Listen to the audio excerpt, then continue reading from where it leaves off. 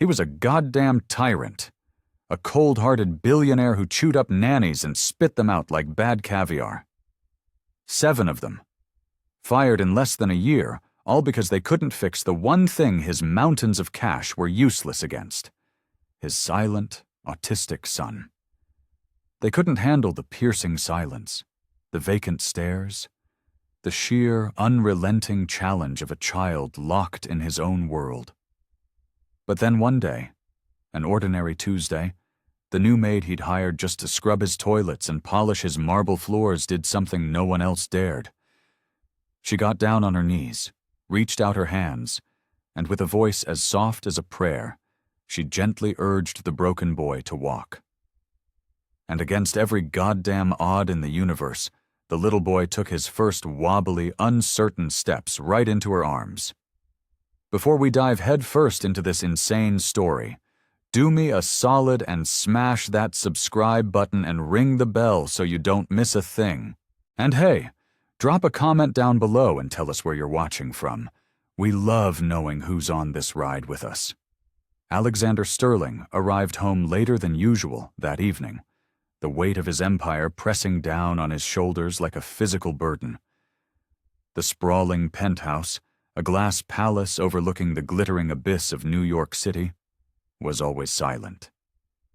It was a sterile, suffocating quiet that had clung to him like a shroud since his wife, Amelia, had been stolen from him. The place felt like a mausoleum, a monument to everything he'd lost, despite the hum of the staff moving like ghosts in the periphery. But tonight, something was different. A flicker of movement in the grand living room snagged his attention, pulling him from his haze of exhaustion and grief. Instead of the usual pristine order, he saw Elena, the new maid, kneeling on the plush Persian rug, her arms outstretched. In front of her, teetering like a newborn fawn on legs that had never truly held him, was Leo, his son. Alexander froze in the entryway, a statue carved from shock and disbelief. He felt a surge of raw, hot anger. Who the hell did she think she was?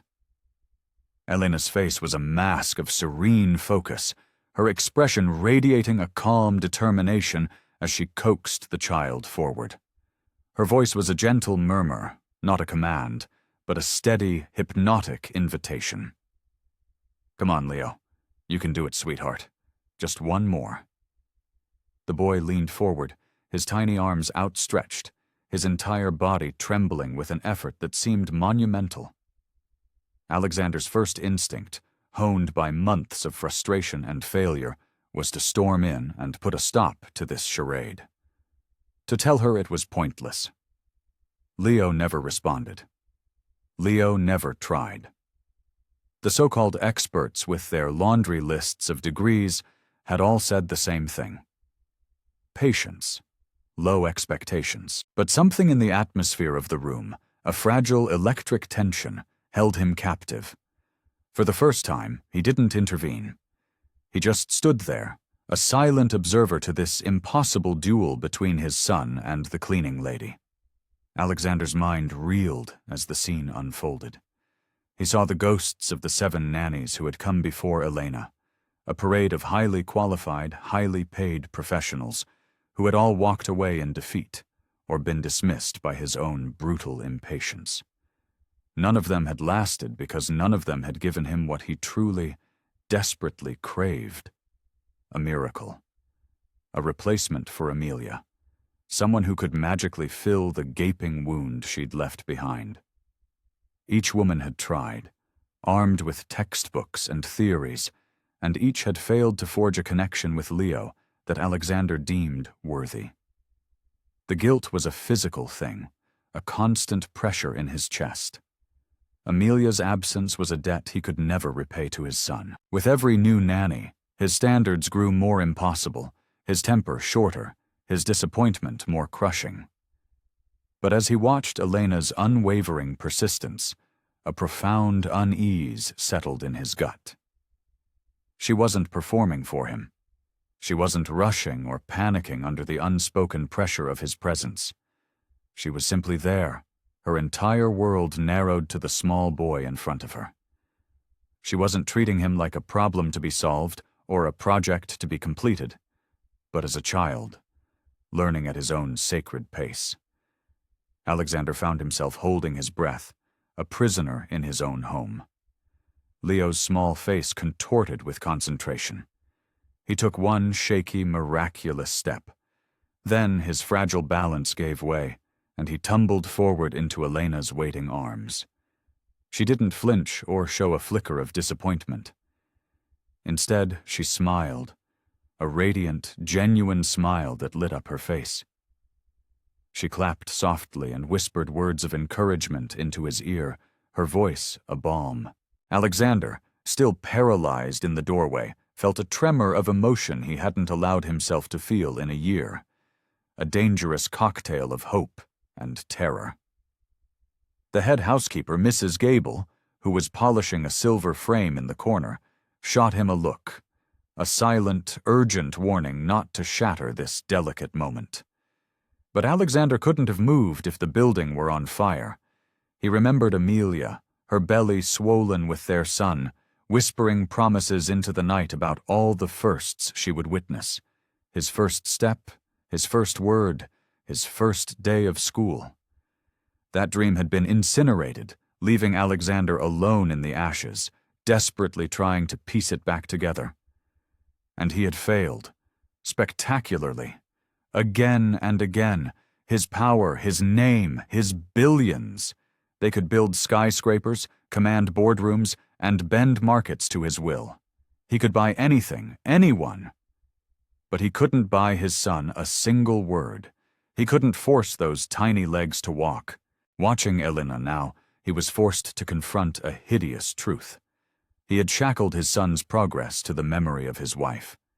Every setback, every missed milestone felt like another confirmation that Leo was destined for a life of silence, and that he, Alexander Sterling, was a failure as a father. But Elena's quiet celebration of a failed step, her gentle praise for the mere attempt, challenged the very foundation of his cynical certainty. Maybe patience was more valuable than immediate success. Maybe the effort itself was the victory. The thought was a dagger in his chest, and he refused to acknowledge the sting. Elena adjusted Leo on her lap, her movements fluid and unhurried. She set him gently back on the carpet, her face a portrait of endless patience. Leo wobbled as he stood, his little hands opening and closing in the air, grasping for an invisible anchor. Alexander expected him to collapse back to the safety of the floor, as he always did. But he didn't. He shifted his weight forward, his gaze locked on Elena. She held out her hands again, that same unwavering smile on her face, her voice a steady mantra. "You can do it, Leo. I'm right here." The child's steps weren't steps at all, more like a controlled fall. But this time, he managed 2 of them before pitching forward into her embrace. Elena hugged him tightly, celebrating as if he'd just completed a marathon. A strange, unfamiliar feeling stirred in Alexander's chest. It was relief, but it was tangled with a profound, terrifying fear. Relief that his son might not be trapped in this silent stasis forever. Fear that it meant his own approach, his harshness, his impatience, his revolving door of caregivers, had been catastrophically wrong. For the first time, he dared to wonder if the problem had never been Leo or the nannies. Perhaps the problem had been him. His impossible standards, his refusal to accept imperfection, his arrogant belief that grief gave him the right to be a monster. As the evening light faded, painting the city in hues of orange and purple, Alexander finally moved. He walked further into the room, his expensive leather shoes making no sound on the thick rug. He didn't speak. He wanted to ask Elena how long she had been doing this, how she had unlocked this tiny piece of his son. But the words were lodged in his throat, choked by pride and shame. Instead, he just watched. He noticed details he'd been blind to before. The way Leo's eyes tracked her every movement. The way the boy seemed to breathe easier in her presence. The way her smile seemed to be the only thing that could penetrate the fog that surrounded him. These were things money couldn't buy. These were things he had completely missed. He had been searching for a perfect caregiver, a flawless substitute for a ghost.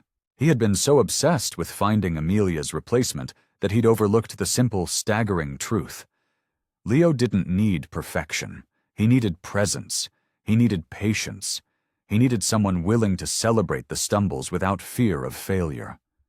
Elena, without a single word of instruction, was showing him the chasm between control and care. It was a lesson he had been failing since the day he buried his wife. His chest rose and fell in a heavy rhythm as he finally sank into a leather armchair across the room. He didn't interfere. He just stayed, a silent sentinel, and watched. Leo tried again, falling and rising, always welcomed into Elena's arms like a returning hero. Each attempt was a tiny victory, a spark in the darkness. Alexander felt a tectonic shift inside him.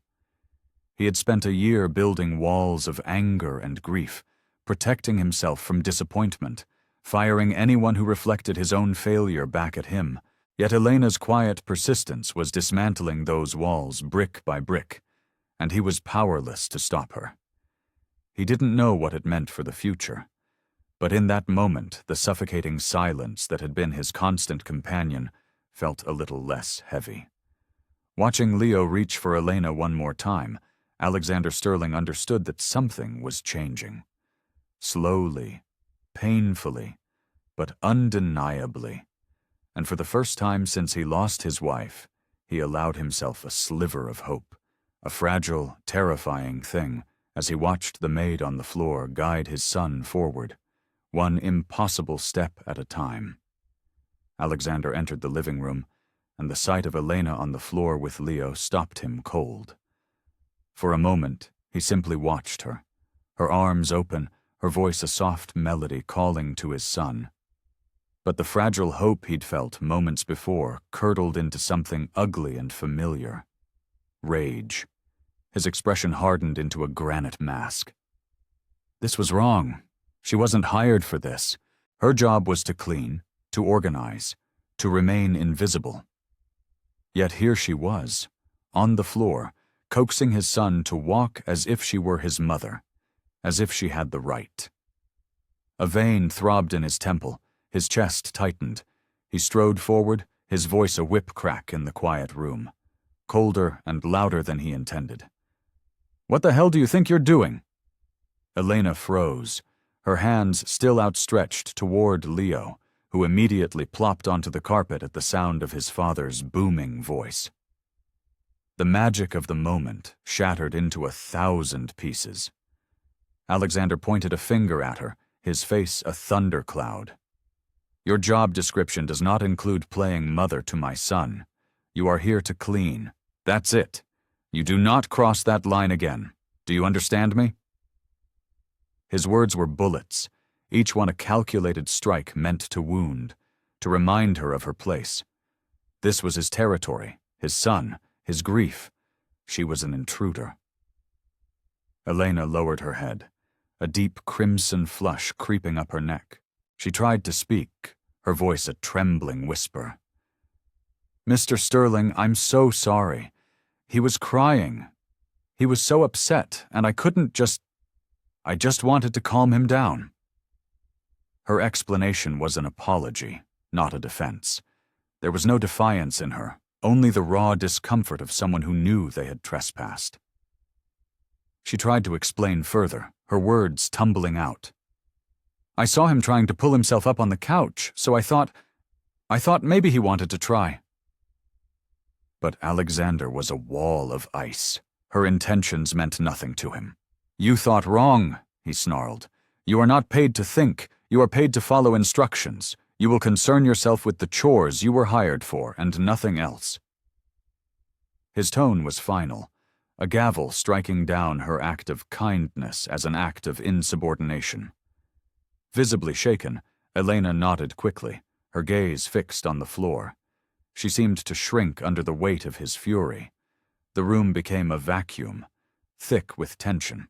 Leo, sensing the violent shift in energy, crawled closer to her leg, seeking refuge from the storm that was his father. Alexander turned away, a gesture of dismissal, but he couldn't escape the image seared into his brain. Leo, moving toward Elena with a focus, a trust, that he had never, ever shown to anyone. Not to the 7 nannies, not even to him. That sight disturbed him more than he would ever admit. Anger was easier. Anger was control. Admitting what he saw, that this woman, this maid, had succeeded in a single afternoon where he had failed for a year, was an admission of his own inadequacy. It was intolerable. So he clung to his rage, convinced that maintaining rigid control was the only way to keep the chaos of his life at bay. Still, his mind betrayed him, replaying the scene over and over. Leo's trembling legs, his outstretched arms, the flicker of determination in his eyes. Elena, meanwhile, busied herself with meaningless tasks, desperate to fill the suffocating silence. She gathered the scattered toys, folded a small blanket, her movements jerky and uncertain. She avoided his gaze at all costs. She felt the sting of humiliation, but beneath it, she couldn't erase the memory of Leo's effort. For her, it wasn't just a child's game. It was a breakthrough, a glimmer of potential that needed to be nurtured with patience, not stamped out by pride. She wanted to tell him that, to explain that it wasn't about overstepping, but about responding to a child's silent plea. But she knew it was useless. He wouldn't hear her. He couldn't. So she swallowed her words and accepted his cold fury, the fear that she would soon be the 8th casualty in his war against hope coiling in her stomach. Alexander finally slumped into his armchair, pretending to read financial reports, but the ink swam before his eyes. He could hear Leo's soft whimpers. The boy wasn't crying anymore, but he had crawled back to Elena's side, pressing against her as if she were his only shield. Alexander's chest tightened again. Why? Why did his son respond to her? He told himself it was a fluke, a meaningless anomaly, but the thought was a splinter under his skin. He remembered the way she had clapped for Leo's fall, the way his son's eyes had lit up, just for a second. No matter how hard he tried to justify his anger, to convince himself that Elena was out of line, a deeper, more honest part of him knew the truth. He closed his eyes, pressing the heels of his hands against his forehead, as if to physically push the thought away. He was fighting a war on 2 fronts, one against the world that had taken his wife, and another against the vulnerability she had left in her wake. The room remained heavy with silence, punctuated only by the soft sounds of Leo playing near Elena's feet. Alexander refused to look at them. Yet, in his peripheral vision, he saw it. His son, exhibiting a trust that had been absent for so long. A trust Alexander had never earned. He tried to harden himself again, to hold on to the conviction that she had gone too far and that his reaction was justified. But the image of Leo's 2 wobbly steps toward her kept replaying in his mind like a film loop. This wasn't just about an employee overstepping her bounds. This was about something deeper, something that threatened the very structure of the life he had so carefully, so brutally constructed after Amelia's death. And even as he sat there, cloaked in his cold, righteous anger, he knew. Elena had reached his son in a way no one else had. He could deny it to her face. He could fire her on the spot, but he couldn't erase what he had seen. Elena had already made her decision. After Alexander's brutal dressing down, she knew she couldn't stay. She informed him with quiet dignity that she would work out her 2-week notice period, leaving as soon as he found a replacement. Alexander didn't argue. He just gave a curt nod, his face an unreadable mask. Yet, finding a replacement took time. During those days, Elena moved through the penthouse like a shadow, performing her duties with meticulous care, avoiding him at all costs. But she couldn't avoid Leo. Every evening, after the oppressive silence of dinner, when Alexander would retreat to his office, Leo would grow restless. He'd fuss and cry in his crib, a small, lonely sound in the cavernous apartment. Elena couldn't ignore it. Even if she was leaving, her heart wouldn't let her. One night, acting on pure instinct, she lifted him from his crib, settled into the rocking chair in the corner of the nursery, and began to hum. It was a simple, wordless lullaby from her childhood in a village far away, a melody soaked in memory and love. The sound was soft, a repeating, gentle wave in the quiet room. To her astonishment, Leo's frantic breathing began to slow. His small, tense body relaxed against hers. It was the first time she had seen him soothed so quickly. From that night on, it became their secret ritual. After her chores were done, she would wait for his restless cries, then carry him to the chair and hum her simple tune. She sang no words, just a smooth, steady melody, as if the sound itself were a blanket. Leo began to anticipate it. His eyes would grow heavy, his tiny fists unclenching as he listened. Within minutes, he would be asleep on her chest. For Elena, it was a moment of grace, a quiet connection that made her forget the tension that permeated the house. She never expected anyone to notice.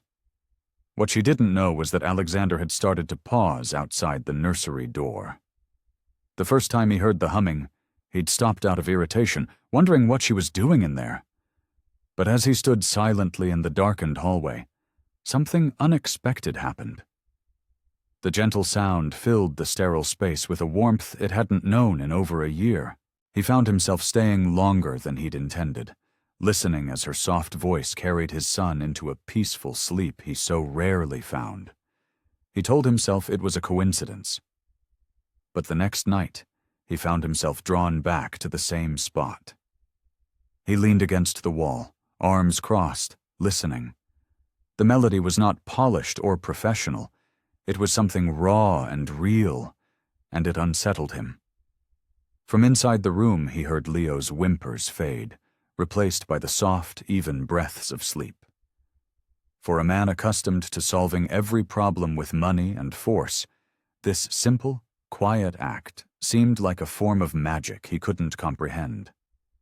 He remembered sleepless nights, frantic calls to specialists, endless articles on sleep training for autistic children. None of it had worked.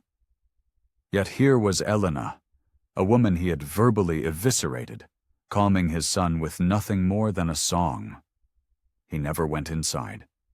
He never let her know he was there. But he couldn't deny the effect her nightly ritual was having. Not just on Leo, but on him. The crushing emptiness of the penthouse, the ghost of Amelia in every room, felt different when Elena sang. A part of him, a part he fought against, began to look forward to those few minutes each night. Elena remained oblivious to her silent audience. For her, this was simply what felt right. It was the lullaby her own mother had sung to her and her brother, a song of comfort and safety. She had no idea that it was becoming an anchor for two lost souls.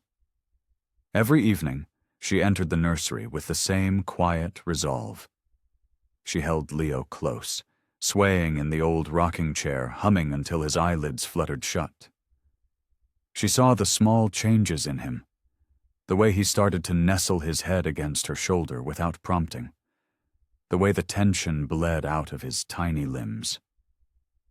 These were signs of trust, proof that even in her short time here, she had made a difference. In those quiet moments, she almost forgot her decision to leave. The room felt sacred, a small pocket of peace in a world of turmoil. She believed it belonged only to her and Leo, never knowing that a third person shared it from the other side of the door. Alexander, meanwhile, was at war with himself. Each time he heard the lullaby, it stirred emotions he had tried to bury. It reminded him of Amelia, not because the voice was the same, but because it filled a similar space. The house had been a vacuum of sound, filled only with Leo's cries and his own harsh commands. The soft melody cut through that brutal silence. He found himself lingering longer each night, sometimes closing his eyes, letting the sound wash over him. He would never admit it, but he needed those moments as much as Leo did. They offered him a reprieve from his own grief, a sense that his home was not just a tomb, but a place where comfort could, perhaps, exist again. Though he maintained his cold, distant facade during the day, at night he became an unspoken participant in their ritual. He began to dread her departure, wondering if the crushing silence would return, louder and more permanent than before. As the days of her notice period ticked by, the routine continued. Elena sang, Leo slept, and Alexander listened. Each night was the same, yet each night it carried a new weight for him. He told no one about his nightly vigil. He didn't want Elena to know, and he refused to face the vulnerability that came with admitting his dependence on her. Still, he couldn't stop coming back. The melody was no longer just for the nursery. It was filling the empty spaces in his own broken life. He still intended to let her leave, convinced it was for the best. But deep down, he feared losing the only sound that had started to make his house feel like a home again. What do you think is going through Alexander's mind as he stands outside that door every night? Is it just about Leo, or is something else beginning to happen inside of him? Let me know your thoughts in the comments, and if you're invested in this story, please hit that like button. It helps more than you know. Alexander wasn't looking for anything in particular when he opened the small cabinet in the hallway closet. He was searching for some old household warranty documents Mrs. Gable had filed away. As he shifted a stack of crisp, folded linens, something slipped out from between the layers of fabric. It was a simple, slightly worn photo frame. Curious, he picked it up. The picture showed a much younger Elena, her arm wrapped tightly around a teenage boy who shared her dark eyes and gentle smile. But the boy's gaze was distant, his posture slightly awkward, his hands held in a fist near his chest. Alexander looked closer, a jolt running through him. He recognized the subtle signs, the familiar patterns of movement and expression he saw in his own son every single day. The boy in the photograph was autistic. Elena, however, was beaming, her embrace both protective and proud, as if this was the most natural thing in the world. The image hit Alexander with the force of a physical blow. Suddenly, it all made sense. Her impossible patience, her calm, steady voice, her intuitive understanding of Leo's needs. This wasn't a lucky guess or a textbook technique. She had lived this for years. Standing there in the dim light of the closet, the photo in his hand, Alexander felt his carefully constructed anger and resentment crumble into dust. For the first time, he understood that Elena's actions weren't interference, they were instinct, born from love and experience. She didn't just understand a child like Leo. She understood Leo. He carefully placed the photo back where he found it, but the image was burned into his mind. For the rest of the afternoon, he was completely distracted. During a tense conference call about a multi-million-dollar merger, his mind kept drifting back to the sound of Elena's humming. Later, as he passed the nursery, he saw her on the floor, patiently helping Leo stack blocks, her quiet presence a stark contrast to the chaos in his own head. He saw her differently now. Not as an employee who had crossed a line, but as a sister who had shouldered a responsibility most people couldn't imagine. He thought about the years she must have dedicated to her brother, the deep well of patience it must have required, the frustrations she must have felt but never showed. It explained everything.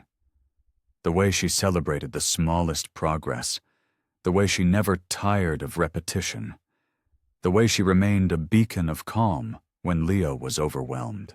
Alexander realized with a sickening lurch that all the professionals he'd hired, with their impressive resumes and clinical approaches, had lacked the one thing that truly mattered: an understanding that came from the heart. Maria had that. The thought was both humbling and profoundly unsettling. For a year, he had told himself that no one could care for Leo the way Amelia would have. He saw now how wrong he'd been. Elena could never replace his wife, but she possessed something that no other person who had walked through these doors had: a shared language with his son. Later that evening, Richard stood at his office window, the city lights a blur below, his mind racing. He had maintained a cold, professional distance from Elena, their interactions brief and transactional. But after his discovery, that distance felt artificial and wrong. He remembered something Amelia had once said, that with a child like Leo, patience wasn't just a virtue, it was a superpower. He realized Elena had been showing him that superpower for weeks, and he had been too arrogant and blind to see it. A decision began to form in his mind, one that felt foreign but absolutely necessary. When he finally left his office, he found Elena in the kitchen, wiping down the counters after dinner. She looked up, startled by his presence, her body tensing as if expecting a reprimand. Instead, Alexander paused, his usual stern mask replaced by a flicker of hesitation. For the first time, he spoke her name softly, without an edge of anger or command. Elena. She froze, shocked by the change in his tone. She nodded politely, waiting, her guard still up.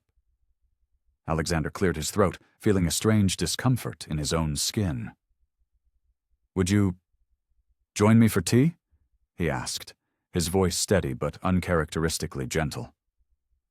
Elena blinked, certain she had misheard.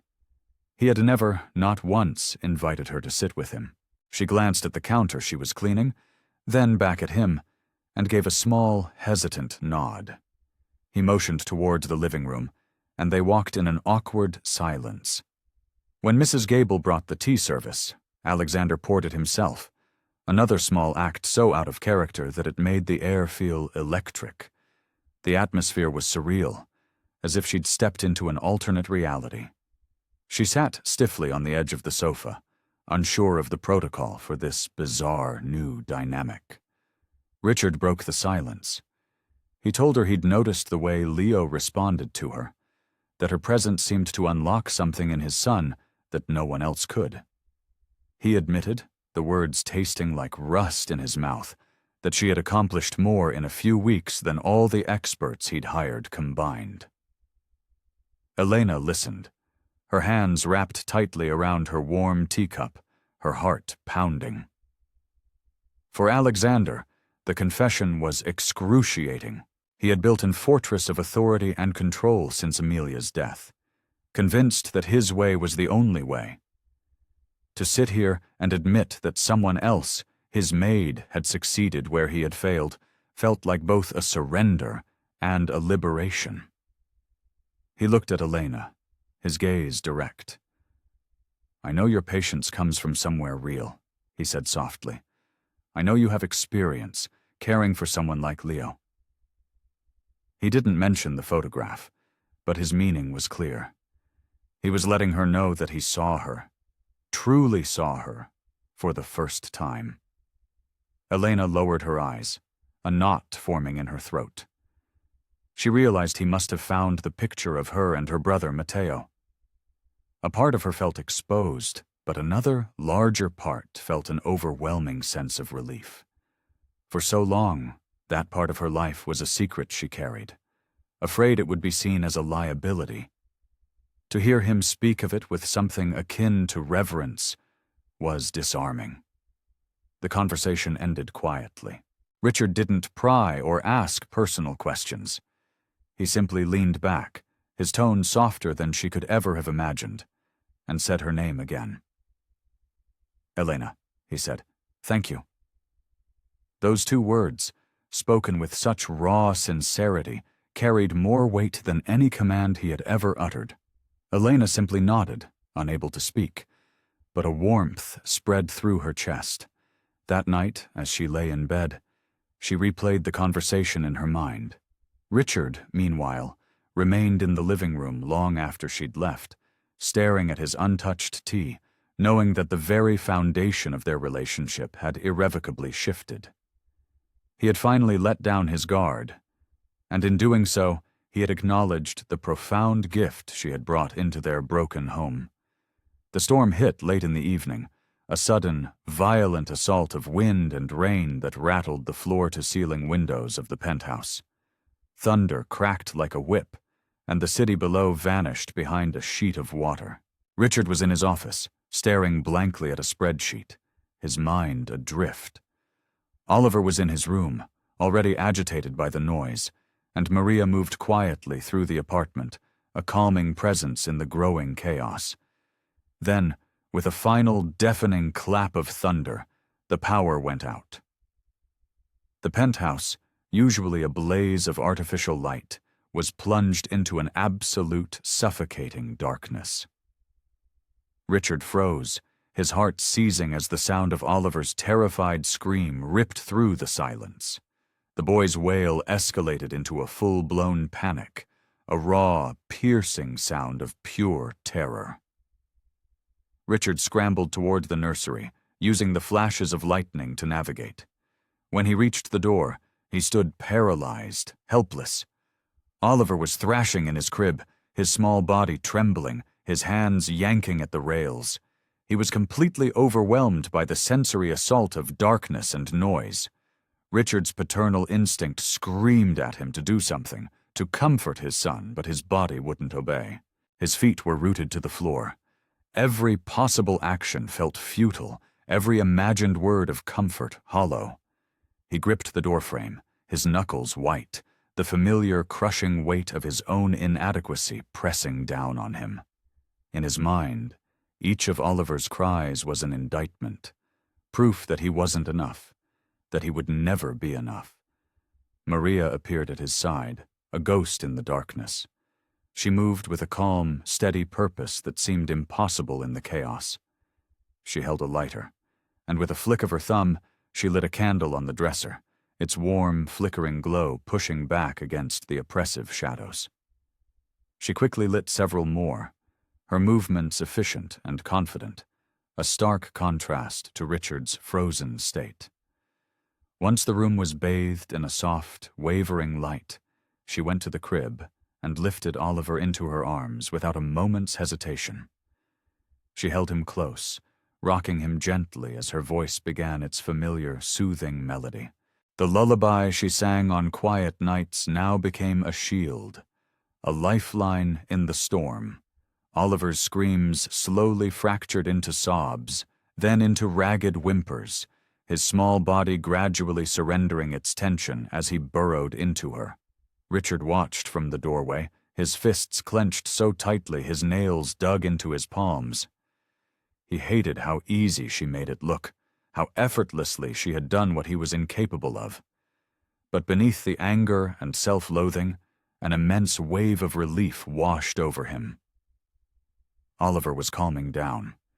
It had seemed impossible just moments before. The guilt inside him intensified, but alongside it grew a grudging admiration, a recognition of a strength he did not possess. He stumbled closer, his voice barely a whisper when he finally spoke, his words nearly swallowed by a peal of thunder. I don't know what to do." Maria didn't turn. She continued swaying, her song a constant, unbroken thread. Richard sank onto the small armchair near the crib, his gaze fixed on his son's face in the candlelight. "I keep failing him," he choked out, the words tearing at his throat. "Every time he needs me, I just freeze. I don't know how to reach him. I don't know how to be what he needs." He paused, his hand covering his face, his chest heaving. For so long, he had hidden his fear behind a mask of anger and control. But here, in the storm-tossed darkness, with the candlelight painting dancing shadows on the walls, he felt stripped bare. His voice cracked as he finally gave voice to the terror that haunted his every waking moment. "I'm so afraid I'll never be enough for him." It was the first time he had ever spoken the fear aloud, and the weight of the admission left him trembling. Maria finally turned her head slightly, her lullaby softening to a low hum. Her eyes, calm and deep in the flickering light, held no judgment. She shifted, moving to sit on the arm of the chair beside him, balancing Oliver between them. The baby's breathing was even now, his face peaceful against her shoulder. Maria reached out her free hand, slowly, giving him time to pull away. He didn't. He let her take his hand, her touch surprisingly firm, grounding. Richard closed his eyes, a strange mix of shame and relief flooding him. He had never allowed anyone to see him this exposed, this broken. Yet Maria didn't offer platitudes or tell him he was wrong. She simply held his hand, a silent, steady anchor in his personal storm. In that moment, Richard felt a knot he'd been carrying for a year begin to loosen. For the first time, he allowed himself to be weak without shame. The storm raged on outside, but inside the nursery, the atmosphere had transformed. Oliver was quiet, his body relaxed. The candlelight cast long, gentle shadows that danced on the walls. Richard's hand remained in Maria's, though no more words passed between them. The silence was different. It wasn't the heavy, suffocating silence of grief. It was a silence of shared understanding, a silence that gave him space to breathe. He felt that she wasn't trying to carry his burden for him, but simply sharing its weight, reminding him that he was not alone in the dark. He had spent a year pushing everyone away, convinced no one could understand his pain. Yet here was Maria, sitting beside him, her quiet strength showing him that his fear didn't have to consume him. He felt small, but not useless. Weak, but not abandoned.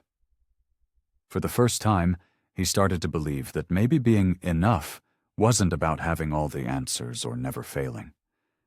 Maybe it was just about showing up and not giving up. As the storm outside began to recede, a quiet stillness settled over the room. Oliver had fallen into a deep sleep. Maria gently placed him back in his crib, tucking a blanket around him, before returning to her spot on the arm of the chair. Richard was still there, his hand still linked with hers. He didn't thank her. He didn't try to explain himself. There was no need. Maria didn't speak either, sensing that words would only shatter the fragile honesty of the moment. In that shared silence, Richard felt something he hadn't allowed himself to feel in a very long time: the profound relief of not having to pretend. The blackout had exposed more than just the absence of light. It had forced him to confront the truth he had buried beneath layers of pride and anger. And though he had admitted his weakness, he did not feel diminished. With Maria's steady hand in his, he felt something new taking root inside him, something he thought he had lost forever. The courage to keep going, even in the dark. It was a quiet afternoon, the kind where the city outside seemed to hold its breath. Maria sat on the nursery floor with Oliver, a few soft toys scattered around them. She had learned his rhythms, his boundaries. She never pushed. She invited. That day she picked up a plush, floppy-eared rabbit and gently tapped it against her own head with an exaggerated "oof." She made a funny face and let out a playful, "Oh no." Oliver blinked, his deep brown eyes tracking the toy. Maria repeated the motion, this time brushing the rabbit against his arm before snatching it back with a little boop sound. Oliver's lips parted, his eyes widened with a spark of curiosity. And then it happened. A small, strange sound bubbled up from his chest. A short, breathy, uneven giggle. Maria froze, her heart leaping into her throat. Realizing what it was, she leaned closer, repeating the playful movement. This time the laugh came louder, fuller. A genuine, unrestrained peal of laughter. Oliver's small chest shook with the force of it, his very first real laugh, and the sound filled the room like a burst of sunlight. At the doorway, Alexander stood motionless. He'd come home early, intending only to check on Oliver before retreating to his office, but the sound had stopped him dead. He had never heard his son laugh, not once. For a year, the soundtrack of his son's life had been cries, whimpers, or a vast, terrifying silence. The sound of laughter was a possibility he had long ago packed away with Amelia's belongings, a dream he'd convinced himself would never come true. Yet here it was, raw and real, echoing in the nursery. His throat constricted as he watched Oliver's little face light up, his mouth open in pure, unadulterated delight. He had grieved so many missed milestones, words unsaid, steps not taken. But this was different. This wasn't a developmental benchmark. This was joy. This was proof that his son felt safe, that he was capable of happiness. Alexander leaned against the doorframe for support, his chest aching with a sudden, overwhelming wave of emotions. For the first time in a year, his heart swelled not with grief or frustration, but with a gratitude so intense it felt like pain. Maria, still on the floor, seized the moment. She made the stuffed rabbit hop toward him, pausing dramatically before tickling his belly with its soft ears. Oliver shrieked with delight, the laughter spilling out of him again, his little body squirming. His cheeks were flushed, but his eyes shone with a light Alexander hadn't seen since the day he was born. Maria clapped softly, laughing with him, her own joy mirroring his. She had no idea Alexander was watching. For her, this was just a precious, private victory. She had seen Oliver's struggles, his retreats into himself. For him to laugh so freely, without fear or reservation, was a miracle. The room, usually so heavy with unspoken sorrow, was now alive with the sound of his son's giggles. It was the kind of sound that made the rest of the world fall away. Alexander's eyes blurred, and he blinked hard against the moisture. He had spent a year trying to create a perfectly controlled, disciplined environment for Oliver, believing that rigid structure was the only way to protect him. All it had done was turn their home into a sterile cage. Watching from the doorway, he finally saw the truth with blinding clarity. What Oliver needed wasn't rules and order. He needed comfort. He needed safety. He needed someone who made him feel secure enough to let go. Maria had given him that, not with a curriculum, but with kindness. She had built it through thousands of small, patient moments that he, in his grief-stricken arrogance, had completely overlooked. He swallowed hard, the realization of his own failure a bitter pill. This laugh wasn't just Oliver's victory. It was Maria's. She had found a key to a door he didn't even know existed. And for the first time, instead of resenting her for it, he felt a profound sense of awe. He stepped into the room, his movements slow, almost reverent, terrified of breaking the spell. Maria finally looked up and saw him.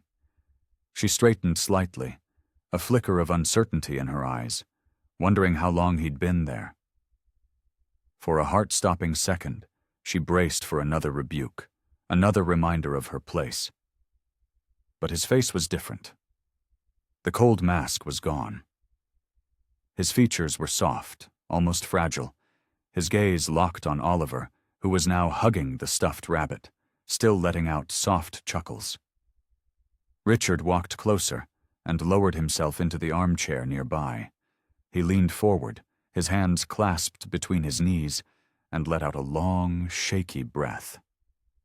"Thank you, Maria," he said, his voice thick with an emotion he couldn't hide. The sincerity in his tone was absolute. This wasn't the distant gratitude of an employer. It was the raw, humbled thanks of a father who had just been given back a piece of his world. Maria simply nodded, her own eyes glistening, understanding everything he couldn't say. For Alexander, that moment was a turning point.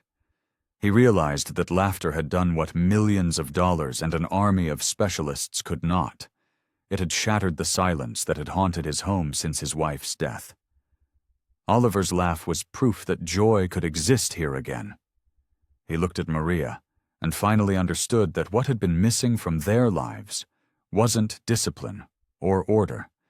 It was the one thing she had brought back into their home: a sense of hope.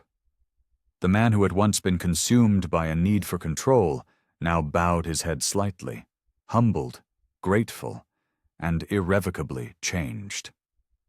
Oliver's laughter continued to echo softly in the background, a sound Alexander knew he would never forget. It wasn't just his son's first laugh. It was the sound of their home beginning to heal. Maria sat in her small, neat room, the letter clutched in her hands.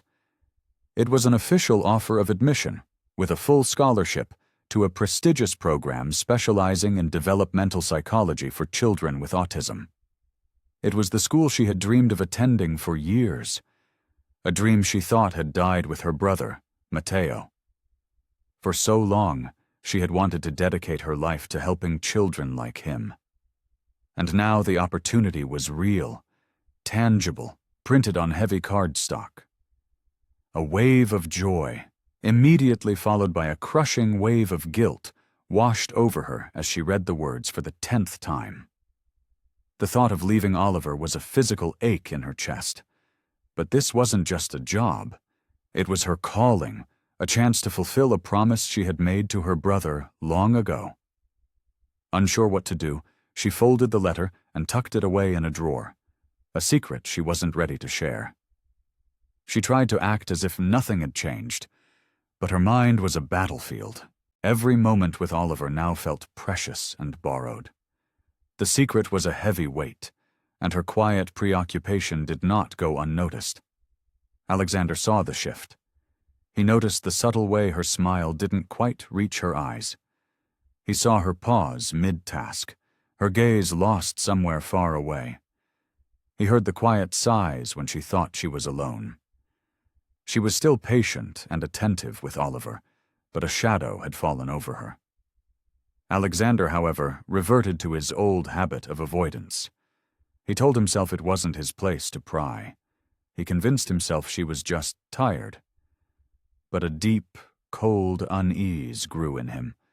He had come to depend on her presence, on her steadying calm, more than he would ever admit. The thought of losing her was a terrifying possibility he refused to entertain.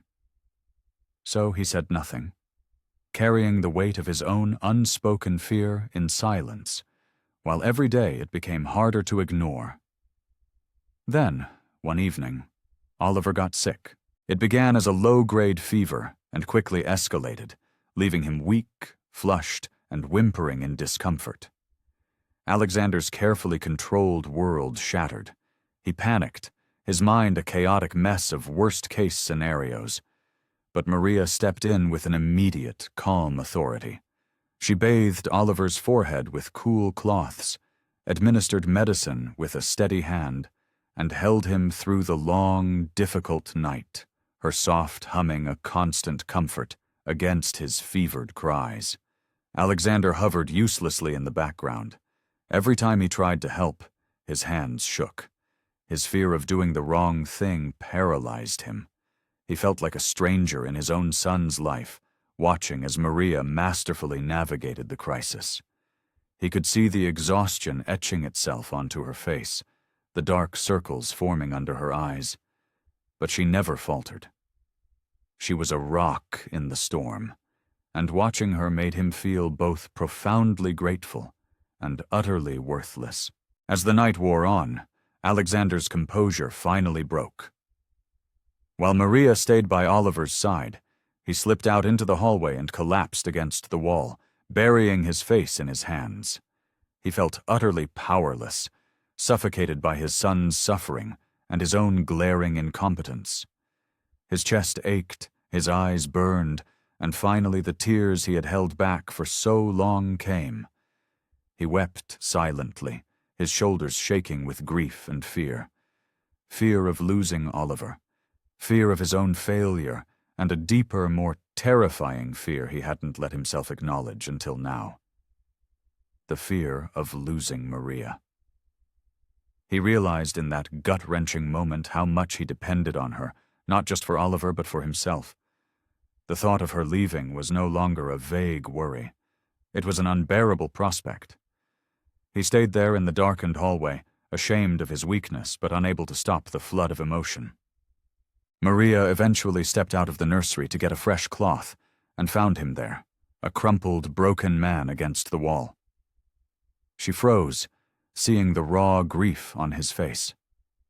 She saw his trembling hands and the glint of tears in his eyes. Slowly, quietly, she crouched beside him. She didn't speak. She knew words would only make him retreat into himself. Instead, she rested a hand gently on his shoulder, a simple, grounding touch. Richard looked up, startled, his face streaked with tears. But Maria's expression held only a quiet, steady compassion. For a moment, he wanted to blurt it all out, to beg her not to leave him, not to leave them. But the words wouldn't come. He was caught between his pride and his desperation. Maria stayed with him, her hand a firm, comforting weight on his shoulder. She could sense the battle raging inside him, but she knew she couldn't force it. It had to be his choice. Until then, she would simply be present, offering her silent strength. Inside, her own heart was torn, the acceptance letter a burning secret in her mind. She wanted him to ask, to give her a reason to stay that was stronger than her reason to leave. Richard, sitting beside her, felt her unwavering presence, and realized she was waiting for him. For the first time, he thought that asking for help, admitting he needed her, might not be a weakness, but the only strength he had left. Yet, he still couldn't say the words. Not yet. Richard hadn't set foot in that room for over a year. Not since the funeral. Amelia's bedroom had become a sealed tomb, a perfect, painful time capsule of their life before. Her perfume still lingered in the air. Her books were still stacked on the nightstand. One evening, driven by an impulse he didn't understand, he turned the handle and stepped inside. The air was thick with memories, and the ache in his chest became a physical pain. He moved slowly through the room, his eyes tracing the familiar objects. He was about to leave when he noticed a drawer on her writing desk was slightly ajar. With a trembling hand, he pulled it open. Beneath a stack of stationery, there was a single sealed envelope. His name was written on the front in Amelia's elegant, looping script. His breath caught in his throat. He sank onto the edge of their bed, his heart hammering, and carefully tore it open. It was a letter, written in the final weeks, when she knew her time was running out. He began to read, her voice echoing in his mind with every word. She wrote about Oliver, about her all-consuming fear of leaving him, about her hopes for his future. "My dearest Alexander," it began, "I know you. I know you will try to bear this burden alone. You will try to be his rock, his shield, his everything. Please, my love, do not confuse strength with isolation. Our son will need more than just you. Let people in. Let him find love and support in the most unexpected places. Do not measure his progress by society's milestones, but by the moments of connection he finds. His joy will not be loud, but it will be profound. Look for it, nurture it, and please, please do not let your grief build walls so high that no one can ever climb them. Richard's vision blurred. He read the words again and again. It was as if she had seen the future, seen the man he had become, and had written this letter as a lifeline. For a year, he had done exactly what she had begged him not to do. He had rejected help, demanded perfection, and pushed away anyone who tried to get close, all in a misguided attempt to honor her memory. Now, her own words shattered the prison he had built for himself. He pressed the letter to his chest, his body racked with sobs. He didn't fight them this time. He let himself grieve, not just for her, but for the year he had lost, for the pain he had caused, for the father he had failed to be. He lay down on the cold floor, clutching the letter, whispering apologies into the silent room. Exhaustion finally claimed him, and he drifted into a fitful sleep, her letter his only comfort. Morning light streamed through the window. Maria, starting her daily routine, noticed Richard's office was empty. A flicker of concern led her down the hall, where she saw the door to Amelia's bedroom was open. Peeking inside, she saw him asleep on the floor, the letter still clutched in his hand. The sight was startling, not because of where he was, but because of the raw vulnerability in his posture. The powerful, controlled man she knew was gone, replaced by someone fragile and broken. She started to back away quietly, but a floorboard creaked beneath her foot. Richard stirred, his eyes fluttering open. He blinked, disoriented, his gaze finally focusing on her in the doorway. He saw the concern on her face, saw her about to retreat to give him his privacy. But before she could move, he reached out, his hand catching her wrist. His grip wasn't forceful, but it was desperate. It stopped her. Maria froze, looking down at him.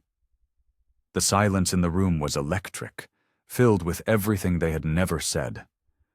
Richard's eyes, red-rimmed and exhausted, met hers. The walls were gone. There was no pretense, no armor. He was just a man drowning in his grief, his fear, and a desperate, flickering hope. He swallowed, his voice a raw whisper that seemed to be torn from the very depths of his soul. Stay. The word was simple, but it contained a universe of meaning. It wasn't an order from an employer.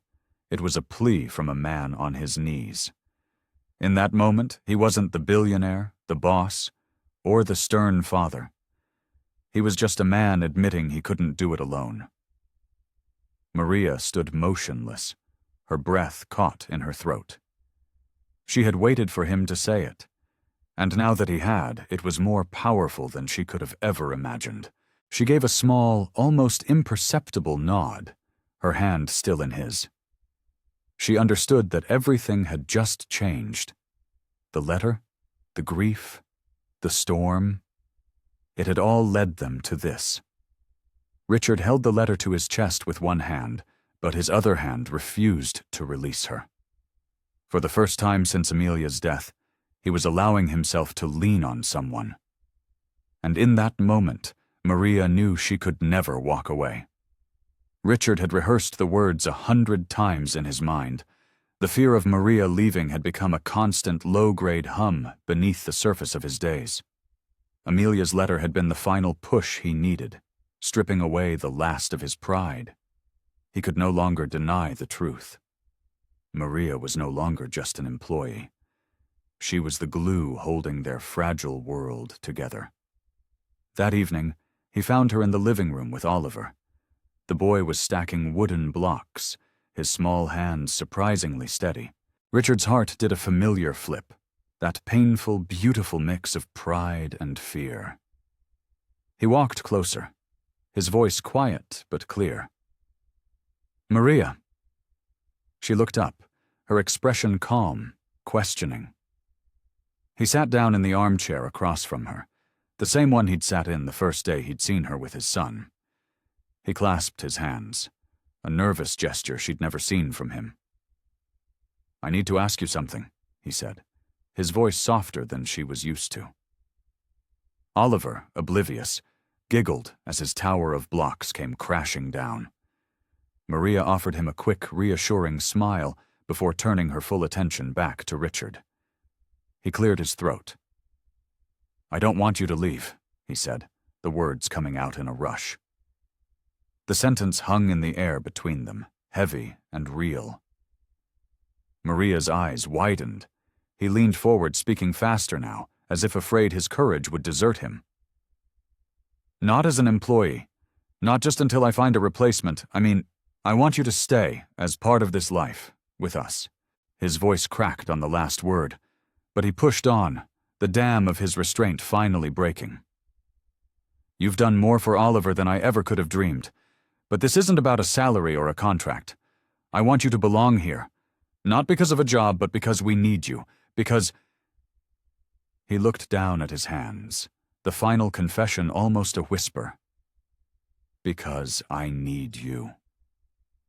The raw honesty of his words struck her with the force of a physical blow. She sat frozen, trying to process it.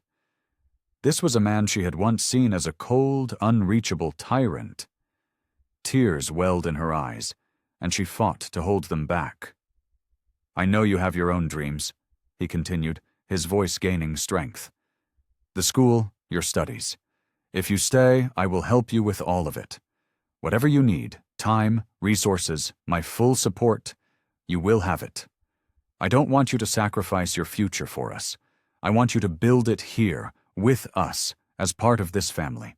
He looked up, his pride gone, replaced by a desperate vulnerability.